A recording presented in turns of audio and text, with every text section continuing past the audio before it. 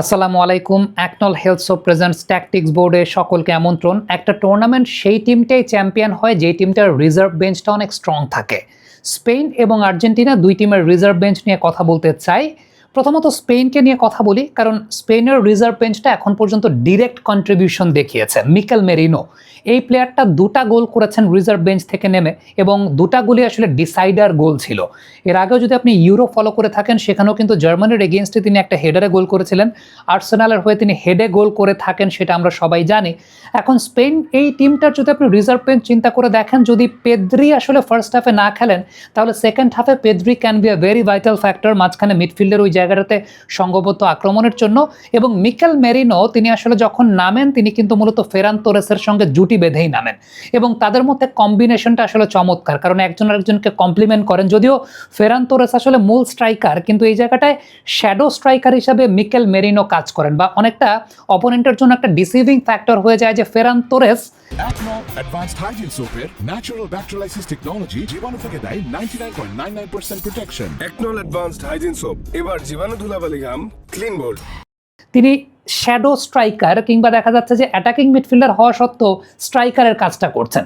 আপনি যদি পর্তুগালের সঙ্গে ম্যাচটা একটু চিন্তা করে দেখেন, সেই ম্যাচটা আমি ফেরান তোরেসের অ্যাসিস্টটাকে একটা প্রশংসা করব। প্রথমত একটা বিষয় খেয়াল করে দেখবেন, রদ্রি থেকে ফেরান তোরেসের কাছে বলটা এসেছে, ফেরান তোরেস কিন্তু স্ক্যানিং করেছেন তিন দিকে।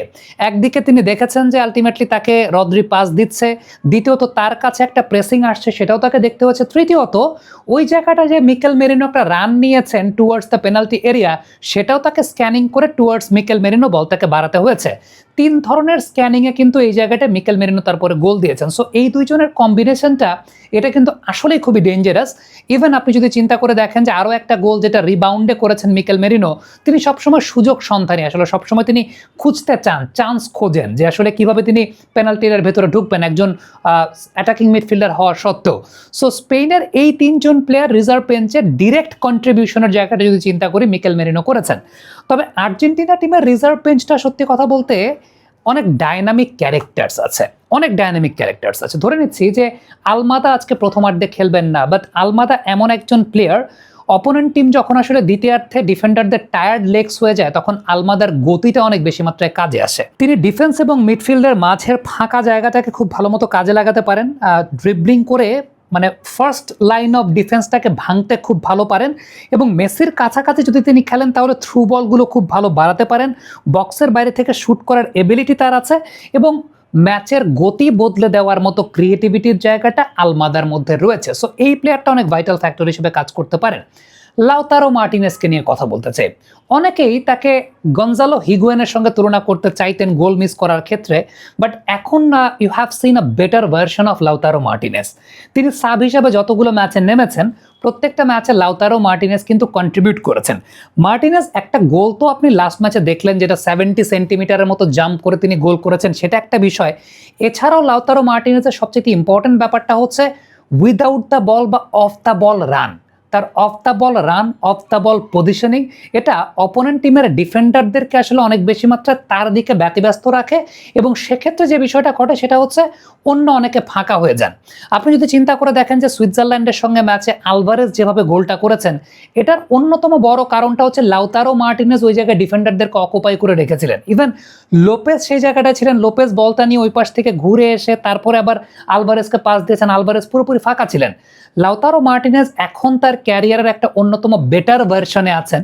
ওই গঞ্জালো হিগুয়েন টাইপের যে বিষয়টা অনেকে চিন্তা করেন যে গঞ্জালো হিগুয়েন গোল মিস করে, গোল মিস করার মাস্টার, ওই জায়গাটায় লাউতারো মার্টিনেজ আসলে নাই। হেডারে স্ট্রং, এর আগের দিন ব্লাইন্ড জোনটাকে খুব ভালো ব্যবহার করেছেন। সো ডাইনামিক ক্যারেক্টারিস্টিক্সের জায়গাটা চিন্তা করলে আর্জেন্টিনার এই টিমটার রিজার্ভ বেঞ্চে কিন্তু আছে। লোপেজের কথা বলছিলাম, শেষের দিকে যদি প্রয়োজন পড়ে, বিশেষ করে স্পেনের আপনি যদি চিন্তা করে দেখেন, দুর্বলতার জায়গাটা ক্রসে তারা অনেক বিট হয়।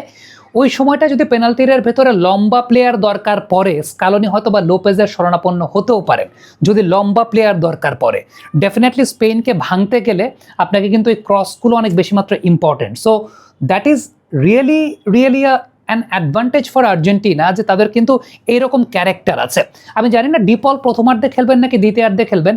দ্বিতীয়ার্ধে যদি ডিপল খেলেন, ডিপলের একটা বৈশিষ্ট্যের জায়গা আছে যে বয়স যতই হোক না কেন শুরুতেই আসলে অ্যাগ্রেসিভ প্রেসিংটা ডিপল খুব ভালো করতে পারেন, প্রেসিং ইন্টেন্সিটিটা খুব ভালো করতে পারেন। স্প্যানিশ বিল্ড আপের এই জায়গাটায় তিনি হয়তোবা ওটাকে ব্রেক করতে পারবেন, বা মেসি নিচে নামলে আলমাদার রান এবং ডিপলের সাপোর্ট সেটা কিন্তু একটা ডেডলি ট্রায়ো কম্বিনেশন তৈরি করতে পারে।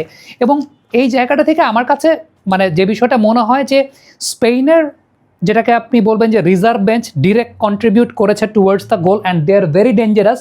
অন্যদিকে আর্জেন্টিনার রিজার্ভ বেঞ্চে বেশ ডায়নামিক ক্যারেক্টার্স আছে যারা লিওনেল মেসিকে অনেক ভালো মতো কমপ্লিমেন্ট করতে পারবেন। সো ইনিশিয়ালি যদি আর্জেন্টিনা খেলাকে স্লো ডাউনও করে, সেক্ষেত্রে আর্জেন্টিনার রিজার্ভ বেঞ্চটাই আর্জেন্টিনার সবচেয়ে বড় শক্তি, যেটা দ্বিতীয়ার্ধে আর্জেন্টিনাকে কমপ্লিমেন্ট করতে পারে। এবং প্রত্যেকটা ম্যাচে কিন্তু আফটার 70 মিনিটস আর্জেন্টিনা একটা অন্য লেভেলের ফুটবল খেলেছে because of their reserve bench. Comment বক্সে দর্শক আপনাদের মন্তব্য মতামত জানতে চাই, লিখে পাঠাবেন। দুই টিমের রিজার্ভ বেঞ্চের মধ্যে আপনার কাছে কি মনে হয় কোন টিমের রিজার্ভ বেঞ্চটা এগিয়ে আছে?